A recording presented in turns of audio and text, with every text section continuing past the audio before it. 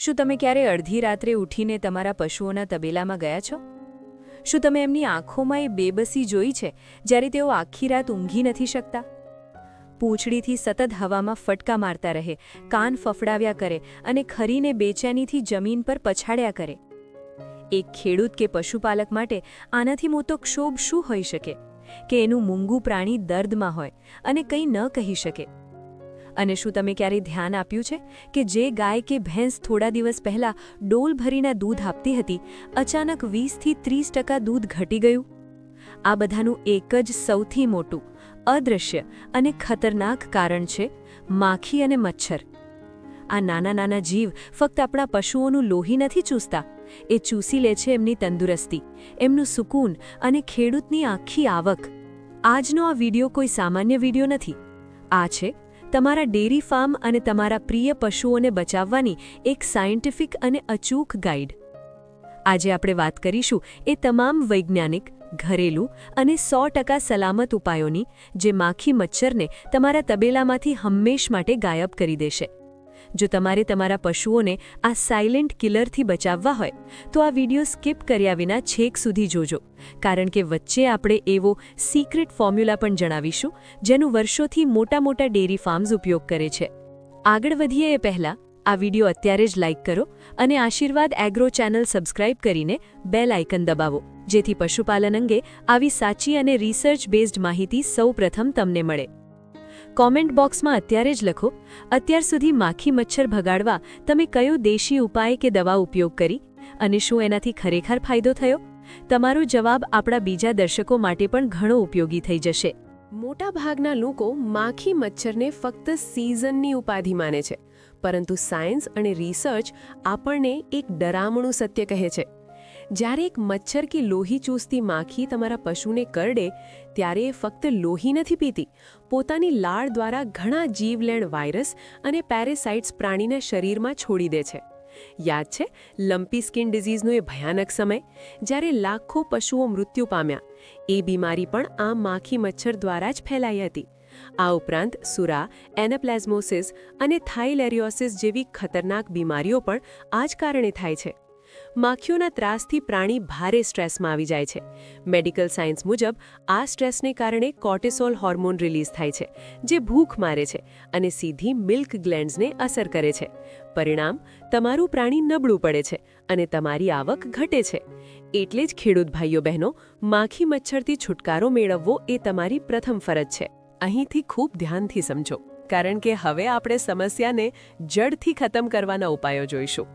Fact: એક માદા માખી એક વખતમાં 100થી 150 ઈંડા મૂકે છે. જો તમારા તબેલામાં ગંદકી હશે તો ફક્ત 24થી 48 કલાકમાં જ હજારો નવી માખીઓ તૈયાર થઈ જશે. સૌપ્રથમ, શેડની ઢાળ એવી રાખો કે ગૌમૂત્ર એક ક્ષણ પણ ત્યાં ના રોકાય. છાણનો ઢગલો એવી જગ્યાએ કરો જ્યાં સીધો સૂર્યપ્રકાશ પડતો હોય. સૂર્યના કિરણો દુનિયાનું શ્રેષ્ઠ અને મફત સેનિટાઇઝર છે, જે માખીના ઈંડાનો કુદરતી રીતે નાશ કરે છે. શેડમાં હવા ઉજાસ ભરપૂર રાખો. આસપાસ પડેલા જૂના ટાયર કે કચરો તુરંત હટાવો, કારણ કે ત્યાં મચ્છરો પેદા થાય છે. જ્યાં પાણી ભરાઈ રહેતું હોય ત્યાં થોડું વપરાયેલું એન્જિન ઓઇલ છાંટી દો. આ ઓઇલ પાણી પર પડ બનાવી દેશે, જેથી મચ્છરની ઈયળોને ઓક્સિજન નહીં મળે અને તે જન્મે તે પહેલાં જ ખતમ થઈ જશે. હવે એ કુદરતી કવચની વાત જેનો આપણો આયુર્વેદ અને અનુભવી ખેડૂત વડીલો સદીઓથી ઉપયોગ કરે છે. આજે સાયન્સ પણ તેને કન્ફર્મ કરી ચૂક્યું છે. લીમડો. લીમડાના પાન અને લીંબોળીમાં એઝાડેરેક્ટિન નામનું તત્વ હોય છે. તે મચ્છરોના નર્વસ સિસ્ટમને કન્ફ્યુઝ કરે છે, જેથી તે તમારા પશુને ઓળખી જ શકતા નથી. ચાલો જોઈએ આ સ્પ્રે બનાવવાની રીત. અડધો કિલો લીમડાની ડાળીઓને 2 લીટર પાણીમાં ઉકાળો. તેમાં લીમડાનું તેલ અને થોડું લિક્વિડ સોપ ઉમેરો. બસ તૈયાર છે તમારું વ્હાઇટ મિલ્કી સોલ્યુશન. યાદ રાખો, જ્યારે સૂરજ આથમે અને મચ્છરોનો ત્રાસ વધે ત્યારે પશુના શરીરે આનો સ્પ્રે કરો. આ સ્પ્રે જો પશુ ચાટી પણ લે તો પણ કોઈ ચિંતા નથી, ઉલટું તેનાથી ચામડીના રોગોમાં રાહત થશે.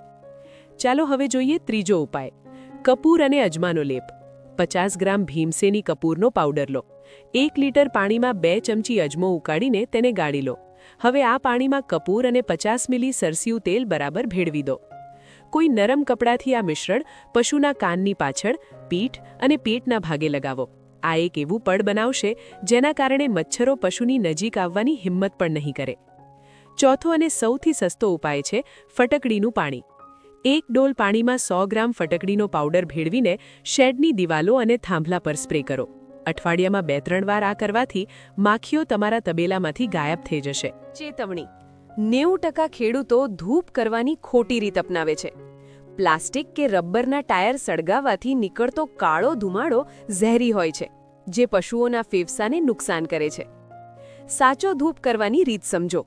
સૂકા છાણા, લીમડાના પાન અને ગુગળનો ઉપયોગ કરો. આમાંથી નીકળતો સફેદ મેડિકેટેડ ધુમાડો મચ્છરોને જડ મૂળથી ભગાવી દેશે.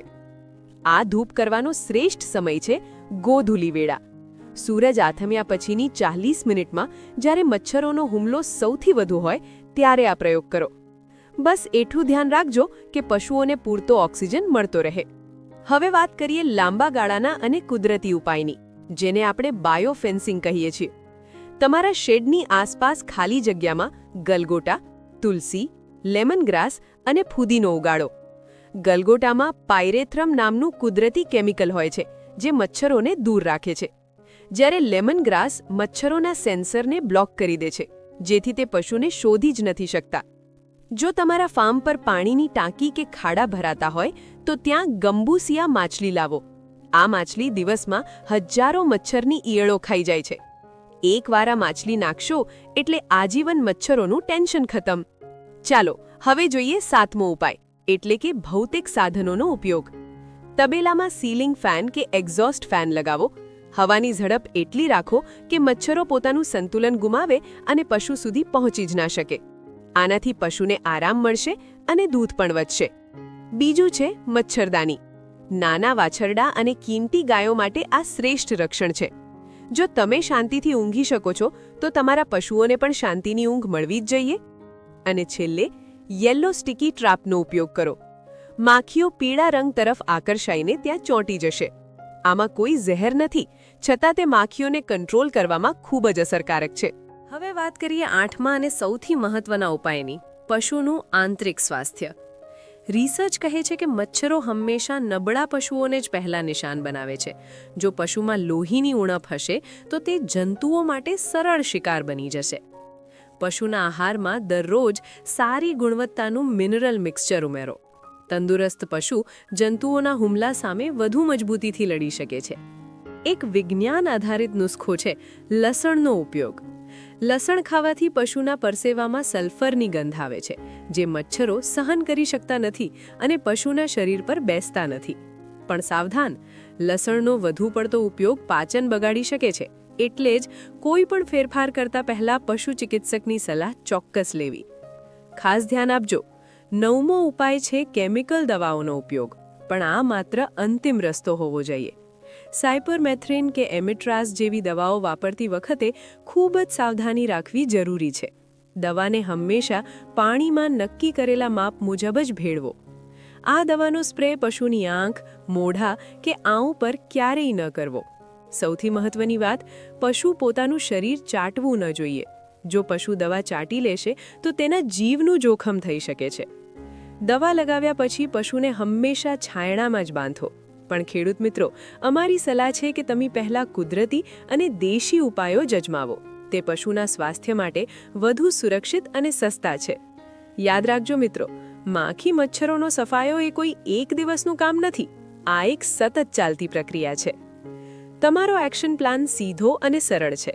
રોજની સફાઈ, લીમડા અને કપૂરનો ઉપયોગ, પંખા અને મચ્છરદાનીનું રક્ષણ અને આસપાસ કુદરતી છોડનું રોપણ. આ બધું એકસાથે કરશો તો જ પશુઓ તણાવ મુક્ત થશે અને તમારું દૂધનું ઉત્પાદન પણ વધશે. મૂંગા જીવને દર્દમુક્ત કરવો એ માત્ર બિઝનેસ નથી, એ મોટા પુણ્યનું કામ છે. જો આ માહિતી ગમી હોય તો અત્યારે જ બીજા ખેડૂત ભાઈઓને શેર કરો, વિડીયોને લાઇક કરો અને આશીર્વાદ એગ્રો ચેનલ સબસ્ક્રાઇબ કરવાનું ના ભૂલતા. મળીશું ફરી એક નવી અને પાવરફુલ માહિતી સાથે. ત્યાં સુધી રામ રામ.